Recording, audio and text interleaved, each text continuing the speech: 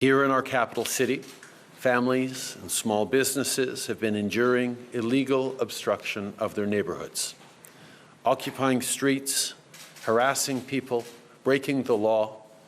This is not a peaceful protest. And I am concerned that there's a certain kind of person who will hear if the federal government just proceeds with this, who will be further inflamed.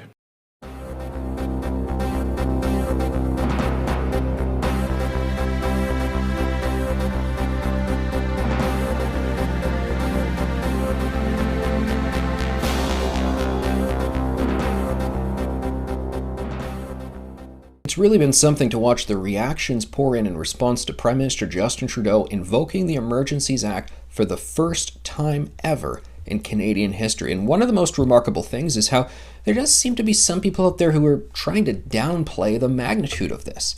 But let's not kid ourselves here. This is huge. This is momentous. And the fact that this has happened in the circumstances that it has, this sets a precedent moving forward. Once you do something like this, the question is, have you opened something of a Pandora's box? Do you make this very scenario more likely moving forward? Been interesting responses to hear from a variety of people. The Canadian Civil Liberties Association has actually said this does not pass the smell test for implementing this, the current situation. It doesn't pass the threshold. Voices at the Canadian Constitution Foundation saying other things, other constitutional experts, their voices aren't being amplified all that much, but they are there, and they are saying, hold on, folks, let's do a pause, let's do a timeout, let's talk through what's going on right now.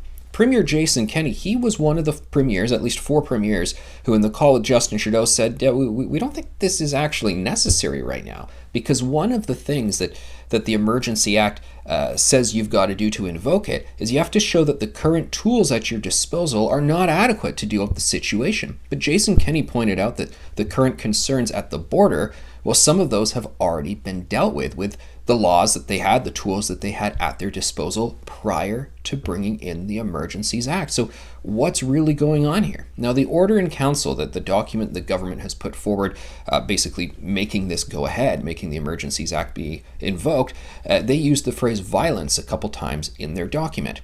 I don't know if they're saying that there has been violence, or perhaps they are anticipating there will be violence. But here's the thing.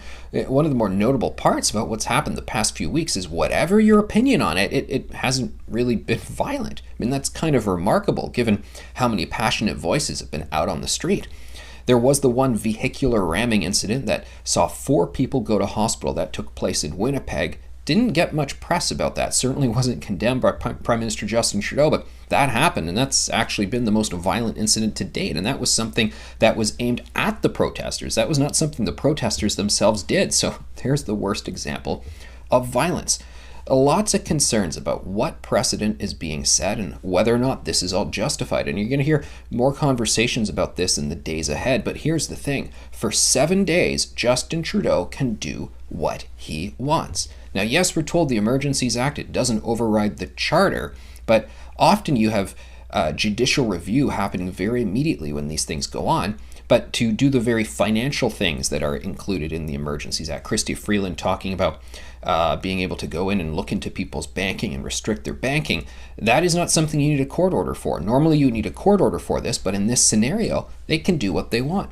So people who are saying, oh, civil liberties in Canada, they're not going to be violated by this, well, you're basically just engaging in wishful thinking, because for this 7-day period, how you define these terms, it's really up to the discretion of the Prime Minister's office. So we shall see what happens moving forward.